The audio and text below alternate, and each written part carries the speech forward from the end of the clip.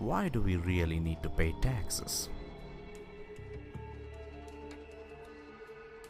Let's understand the basics of economy for this.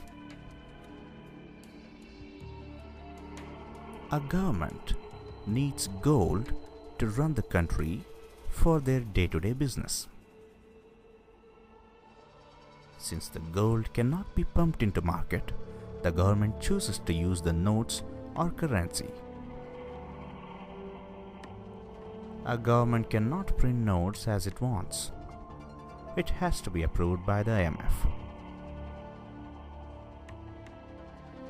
However, it can print any denomination of notes, but it should be equivalent to the total weight of gold that the government owns.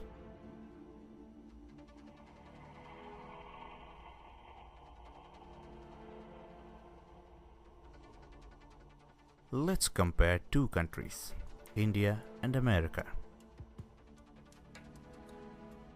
Let's assume that Government of America holds 1 ton of gold and Government of India holds the same 1 ton of gold.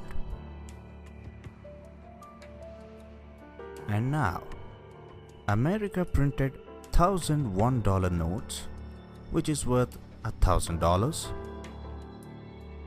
Now 1 gram of gold is equivalent to $1. That is 1000 grams, that is equivalent to 1000 notes. India printed 1000 notes of 1 rupees, which is worth 1000 rupees. So, here 1 gram of gold is equivalent to 1 rupee. Now the value of dollar and rupee are same, that is, $1 is equivalent to 1 rupee. Now, American government releases 1000 notes into the market and sets 20% as tax for each transaction, and it receives back $200 in the form of taxes. Now the American government with that $200 buys more 200 grams of gold with that money and releases another $200 worth of notes into the market. So now the American government holds 1 ton and 200 grams of gold, and American market has $1,200 worth of notes. And still 1 gram of gold is equivalent to $1, and this will keep on going. And 1 gram of gold is always $1 as long as the government receives 100% of tax amount.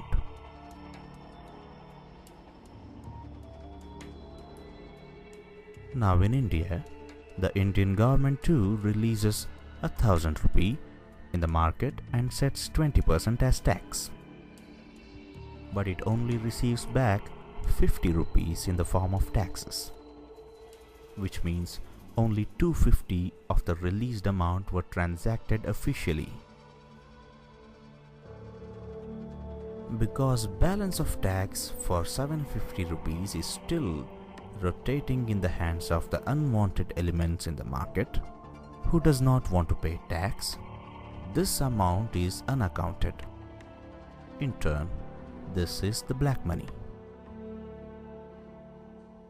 Though this 750 rupees is still in the market, it is not accounted in the books of the government officially. So the money in the market is only 250 rupees as per government records. Whereas 750 rupees is also being used in the market as well. This is called parallel economy. At the same time, the government now can only buy 50 grams of gold from the tax amount it received. So the government buys that 50 grams of gold and releases 50 rupees worth of notes into the market. Now the money in the market is 300 rupees, that is 250 rupees and the 50 rupees which government had. Whereas it is supposed to be 1050.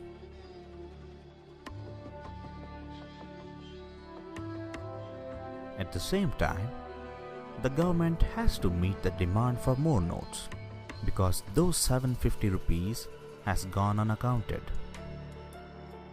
So the government then decided to print more 750 notes and to release them in the market.